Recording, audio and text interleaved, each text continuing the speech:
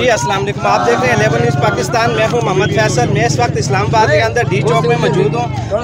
हमारे साथ खवातीन भी मौजूद है। हम इनसे भी जानने की कोशिश करते हैं कि इनका क्या मौक़िफ़ है। जी अस्सलाम वालेकुम। देखिए जी, मेरा मौक़िफ़ ये है कि हम कल से यहाँ पे डी चौक में मौजूद हैं। हम पुरअमन हैं।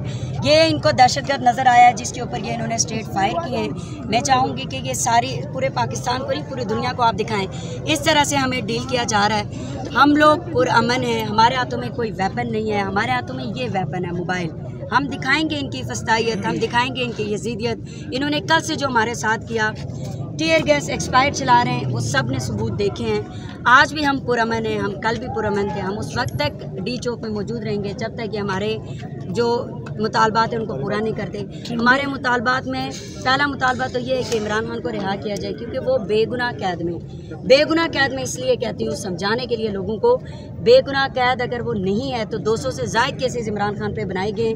कोई एक केस का फैसला भी हाई कोर्ट के अंदर सस्टेन नहीं कर सका। ट्रायल कोर्ट से अपनी मर्जी के फैसले तो ये ले रहे, लेकिन हाई कोर्ट में वो फैसले सस्टेन नहीं करते।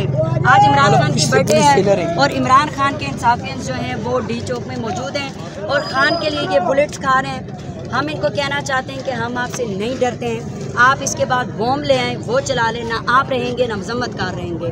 फॉर्म 47 को हम नहीं मानते। हम काजी साहब के इस टेन्योर को नहीं मानते। काजी साहब के पास 15 से 16 दिन रह गए हैं। उनमें अगर थोड़ी सी भी शर्म गैरत हया है तो वो चुपचाप घर चले जाएं। ये हमारे ऊपर रियासती दहशतगर्दी हुई है कोई जो इनसे पूछ सके कि ये रियासती दहशतगर्दी पाकिस्तान के कैपिटल में हमारे ऊपर क्यों की जा रही है?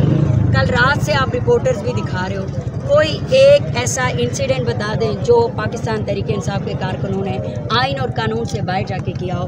हम आइन और कानून को मानते हैं, हम आइन और कानून की बालादस्ती के लिए यहाँ मौजूद हैं। अच्छा मिस, मेरा सवाल ये आपसे कि आपका काफिला कहाँ तक पहुँचा है? हमारा काफिला बुरहान इंटरचेंज आज से मतलब 3 घंटे पहले वहाँ से निकल गए थे। आपको पता है कि ग़ज़वा खंदक से इन्होंने कोई सबक नहीं सीखा सिवाय इसके कि इन्होंने खंदकें खोद दी हैं।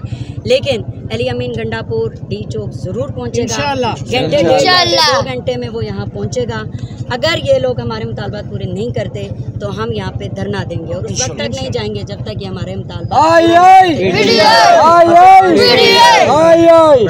दूसरा मैम सवाल मेरा ये था आपसे कि फौज भी तैनात की गई है इस्लामाबाद के अंदर सिक्योरिटी के हवाले से, और दूसरे नंबर पे ये है कि अगर खान साहब को रिहा नहीं किया जाता तो आपका अगला लाए अमल क्या होगा? देखिए, फ़ौज से हमें डराते हैं। ये मुल्क भी हमारा है, ये फ़ौज भी हमारी है। पाक फ़ौज जिंदाबाद। पाक फ़ौज में मेरे हम सब के भाई सर्व कर रहे हैं। हमें फ़ौज से ना डराएं, फ़ौज हमारी अपनी है। हमें फ़ौज से ना डराएं, डर इनको है फ़ौज का, हमें डर नहीं है। हमारे फ़ौजी अगर यहाँ आएंगे भाई, हम उनको वेलकम करेंगे।